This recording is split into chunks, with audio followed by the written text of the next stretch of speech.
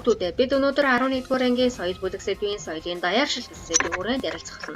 Бид өндөр хөгжилтэй орнуудын хэрэглээнд байгаа бүтээгдэхүүн үйлчлэгийг хэрэглэж материалыг тав тухын орчинд бүрдүүлж чадаж байгаа лээ. Хот хөдөө гэлтгүй манай иргэд гар утсыг албан болон албан бус харилцаанд олон зориултаар ашиглаж байна. Олон хүн гадаадд сурч амьдарч байна. Мөн аялаж зугаалж байгаа билээ. Бас сонирхсан асуудлын дагуу судалгаа хийж шаардлагатай тохиолдолд үр дүн өөрийн нэрээр дэлхийн нийтэд танилцуулах боломжтой болж байна. Мөн орчин үед бидний хүүхдүүд юу чухал болох, ямар үр дагавартай болохыг мэдэхгүйгээр олон цагийг цахим орчинд өнгөрөх болсон. Тэрэд оромжлол, хэрүүл, хүчирхийлэл, гэмт хэрэг гэх мэт хүсээгүй шаардлагагүй зүйлсийн талаар уншиж байна. Нийгэмд эдийн шүтлэх хандлага, зохисгүй хэрэглээ, буруу хөвшил, авилга, хулгай, дээрэм, дэлгэрэх зэрэг гаж үзүүлэлүүд ихсэж байна. Ийм сөрөг үйлдэлүүд манай улсын хөгжилд чөлөө тушаа болж байгаа. Энэ бүх хүмүүс зөвхөн материалын зүйлсийг хөгжлийн хойноос хөгжигдөж, оюун санааны үнэт зүйлсийн төлөвшлийг орхигдуулж байгаатай холбоотой. Тэгэхээр энэ бүхний бид нар одоо соёлын даяаршил гэсэн сэдвийн хүрээнд авч үзэх юм аа. Орчин үед дэлхийн улс орнууд эдийн засаг, санхүү, улс төр, хэл, соёл, техник, технологийн салбарт нэгдэн нэгтрэх үйлдэл эрчимтэй явагдаж байна. Улс орнуудын санхүү, хөрөнгөний зах зээл харилцан хамааралтай болж нэг орны эдийн засгийн хямрал бүс нутгийн хямрал нь дэлхийд нөлөөлөх болов. Соёлын солилцоо эрчимжиж хүмүүс хормын төдөр өөр төд байгаа найз холбогдох, дэлхийн өнцөг болон бүрт төргөн шугамаа зорчих, мэдээллийг нэгэн зэрэг хүлээн авах боломжтой болж байна. Энэ бүхний нөлөөгөөр амьдралын уламжлалт хэм маяг, уламжлалт сэтгэлгээ өөрчлөгдөж амьдралын шинэ хэм маяг бий болж байна. Соёлуудын нэгдэн нэгтрэх үйл явц ийхүү бидний амьдрал, нийгмийг бүлдэнд хамар болов. Энэ үзэгдлийг бүлдэн соёлын даяаршил гэсэн ойлголтоор илэрхийлдэг. Соёлын даяаршил хэмээх ойлголт нь 1980-ад оны төгсгөл үеэс бий болсон бөгөөд зам харилцаа, эдийн засгийн харилцаа, мэдээлэл харилцааны хөгжлийн үндсэндээ тусгаар соёлууд дэлхийн нийгмийн соёл нэгдэн нийлэх үйл явцыг соёлын даяаршил хэмээн ойлгож болох нэ. За соёлын даяаршлууд үндсэндээ дараах ач холбогдолтой байдаг. Мэдээлэл, бараа бүтээгдэхүүн, хүн хүчээ дэлхийд даяар солилцох, хамтран ажиллах, хамтдаа хөгжих боломжтой. Хоёрдугаарт нь ямар ч төрлийн мэдээллийг хоромхон зурд авах боломжтой. Чөлөөт худалдаа, олон улсын худалдаа, бизнесийн үйл ажиллагаа тэлэн хөгжих, бүтээгдэхүүний олон улсын зах зээлд борлуулах боломж. Олон ургалж үзэл дэлгэрч янз бүрийн соёлыг мэдрэх боломжтой. Мөн соёл урлаг спортын цар хүрээ тэлэх боломж бүрдэж байгаа.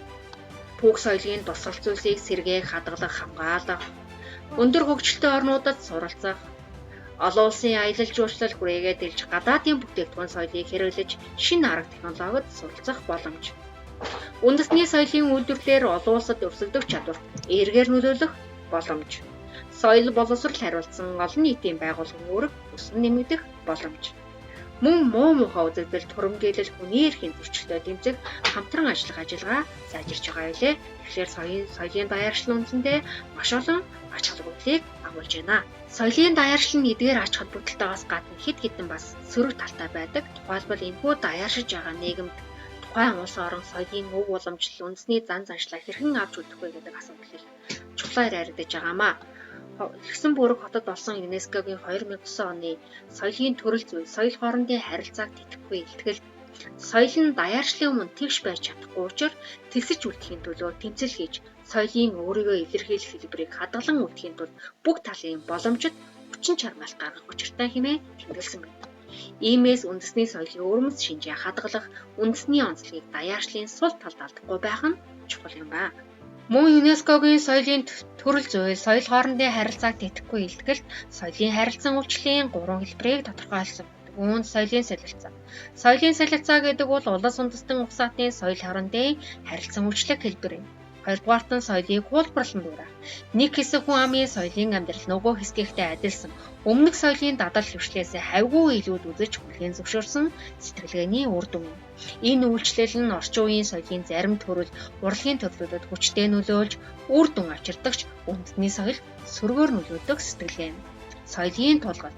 Бүтээсэн бүхнийг устгаж тэр зүйлээ дахин бүтээхгүй болтол нь айлган сүрдүүлэх үйл явц юм аа. Тухайлбал 1930-аас 1940-од оны үед манай улс уламжлалт шашин, соёл, үндэсний бичиг хүсэг зэрэг орхид хүрсэн ийм соёлын тулгалтын хэлбэр байсан хэмээн судлаачид үздэг. Харин соёлын солилцооны илүү ерөнхий ойлголт бөгөөд улс үндэстэн угсаатны соёлд харилцан үйлчлэх хэлбэрүүд аа.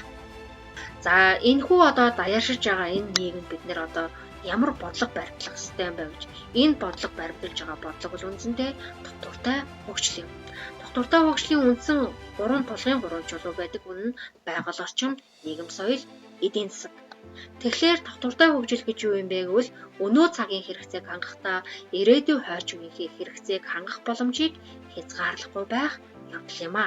Тогтвортой хөгжлийн бодлогын талаар дэлгэрэнгүй авч үзэх юм бол анх 1992 онд Рио де Жанейро хотод улс орнуудын төрийн тэргүүнүүд оролцсон нэгдсэн үндэсний байгууллагын тогтвортой хөгжлийн баг хурлын үеэр санаачлагдсан байдаг. Тэгэхээр тогтвортой хөгжлийн үндсэн зорилгыг 2015 онд хэрэгжилтийн хугацаанд дуусгаруулсан мянганы хөгжлийн зорилтуудын үргэлжлэл болгон гаргасан байдаг юм а. 2015 онд нэгдсэн үндэсний байгууллагын ерөнхий ассамблеийн 70-р чуулганаар тогтвортой хөгжлийн зорилгын 17 зорилго 169 зорилтыг баталж 2016 оны 1 сарын 1-ээс тогтвортой хөгжлийн зорилгыг албан ёсоор дэлхийн нэгдээр хэрэгжиж эхэлсэн. Энэхүү тогтвортой хөгжил 2030 хөтөлбөрт Монгол улс анх 2005 онд нэгдэж орсон. Ингээд хүүхдүүдээ тогтвортой хөгжлийн үндсэн 17 зорилгыг авч үзье. Бид үгээгүй ядуурлыг арилгах ёстой.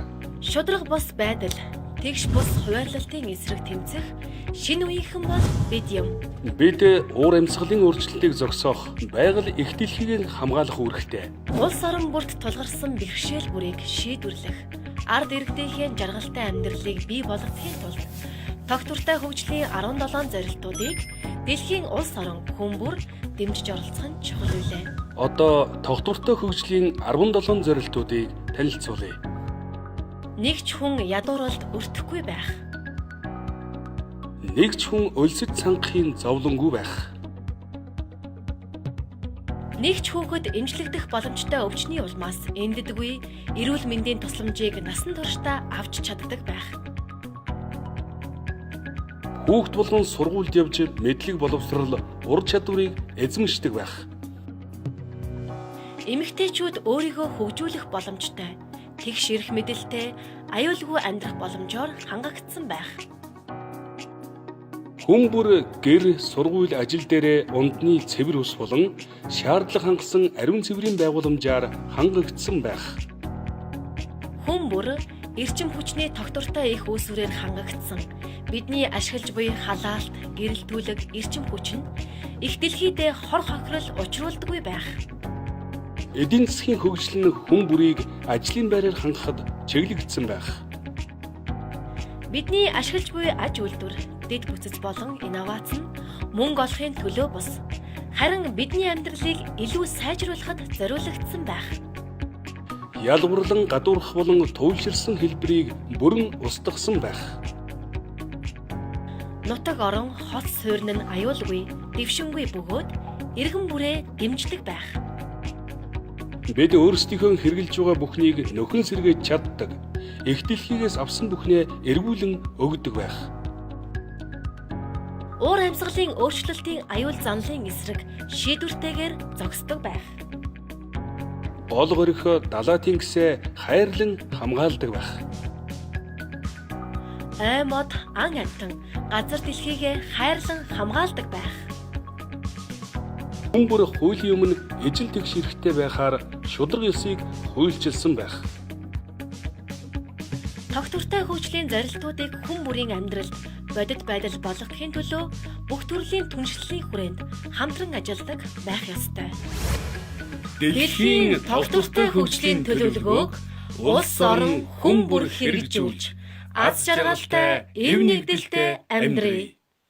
Тэгэхээр тогтвортой хөгжлийн зорилго буюу уг хөтөлбөрт хувь хүний чадварыг дээшлүүлэхийг онцлон тэмдэглэсэн байдаг. Үүнд өнөөдрийн аж төрхөөс ирээдүйд нөлөөдөг гэдгийг угаарах, нийгмийн, биологийн, соёлын олон янз байдал ба нэгдэлд хүндэтгэлтэй хандах, нийгмийн шудраг ёс тэгш эрхийн зарчмыг хүндэтгэх, аливаа асуудлын шийдлийг нийгэм, соёл, эдийн засаг, байгалийн харилцан шүтэлцээнд авч үзнэ. Амьдралын чанарыг дээшлүүлэхэд хувийн болон хамтын шийдвэр гаргахуйц мэдлэг чадвартай байх гэсэн 5 зүйлийг онцлон авч үзсэн байдаг. Тэгэхээр энэхүү даяаршиж байгаа цаг үед бид харилцан шүтэлцээтэй их дэлхийн зөв тогтолт хүндэтгэлтэй хандах, байгалаа нөхөн сэргээх, биологийн төрөл зүйлийг хамгаалах хөвлийг манай эрен үеийн эдийн засаг, нийгэм соёлын хөгжлийн шалгуур, улс үндэстэн, гэр бүл, хувь хүний эрхэмлэх зүйл гэдгийг тодорхой зааж өгсөн байх нэ. Өнөөдрийн хичээлээд анхаарлаа хандуулсанд баярлалаа хүүхдүүд. Дараагийн хичээлээр иргэн уулзлаа баяртай.